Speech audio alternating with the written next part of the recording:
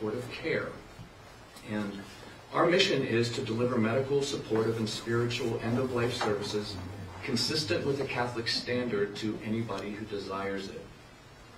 And it's important to understand what that Catholic standard is. It's something that we've developed that is consistent with the moral and the bioethical issues of the Catholic Church. So our company actually has kind of a threefold approach. We've got the educational aspect, we've got a charitable aspect, and then we've got what will be our medical aspect. And the reason we really need to take this seriously, and it's an uncomfortable subject, people don't talk about end of life, but it is part of pro-life. We can't decide how we're going to die. You know, personally, if I had a choice, I would like to maybe be in a hospice care situation, cognizant, preparing, solidifying relationships with family, with God. First of all, it's important to understand that hospice is not a place. Hospice is a type of care. The majority of people in hospice care have hospice care in their place of residence. And so for many years, we were successful in being able to extend life and treat diseases. But then it was very hard. We didn't know what to do when we reached the inevitable moment when we cannot give a further treatment without maybe even causing more harm. So the whole approach of hospice care and palliative medicine is to try to help them come to that understanding of what kind of care we can do for them way far in advance, so that it's not so much of a surprise. Their family and their caregivers and the patients are more prepared to say, yes, I'm still fighting, I want my cancer treatment, or I want a surgery, or I want radiation, or any other number of things in the hospital care. But I'm also realizing that my body eventually will start to slow down and shut down. And I want then a system of care that can step in and help take care of me and my family as I journey through this. The other aspect of that is not just the medical care, but the spiritual care of the person, that we hope to, with divine mercy, supportive care, try to address those issues also as part of their suffering.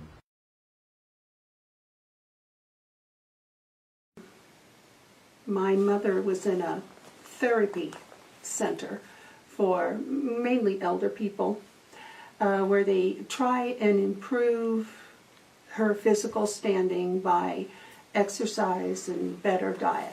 We had always decided she would stay home and we would take care of her.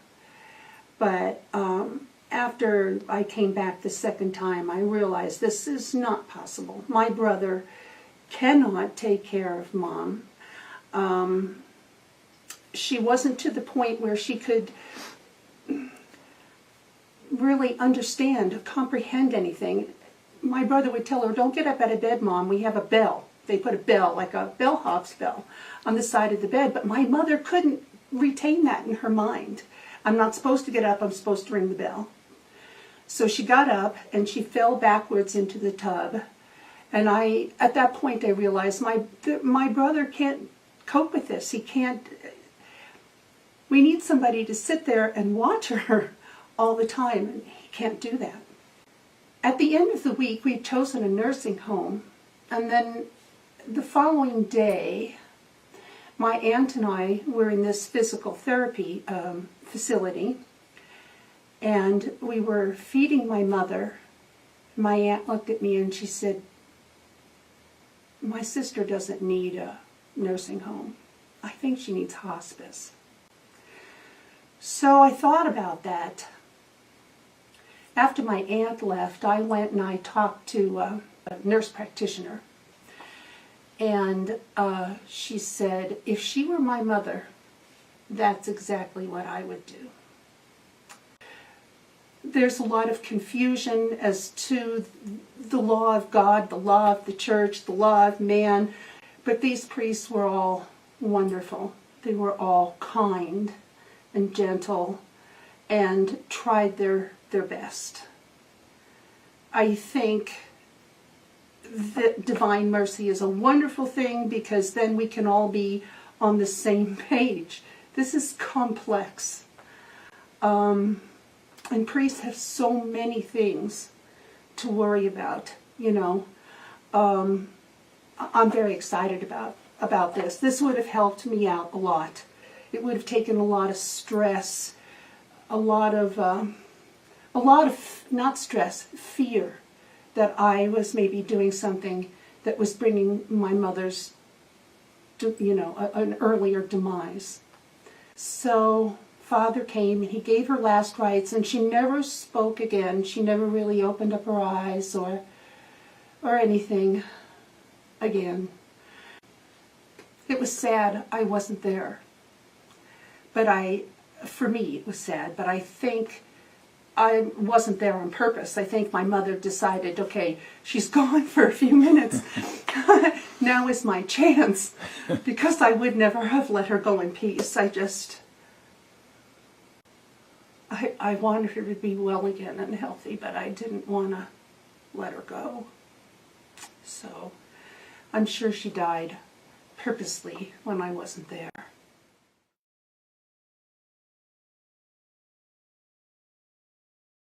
As we approach the end of our life, if we have true faith and we have a strong spiritual foundation, we can understand that, yes, I want to live, Lord, and I want to live as good and as long as I can, and I might endure some suffering, but I also don't deny the fact that this is a very finite world that I'm living in, and my body's very finite, that I look forward to and understand that my new birth will be to my eternal life of happiness. From a Catholic perspective, we have so many tools in our faith that can help relieve a tremendous amount of the suffering that medications will never begin to touch. And that is the sacraments and the rosary and the praying and reconciliation with God and your family and everybody else.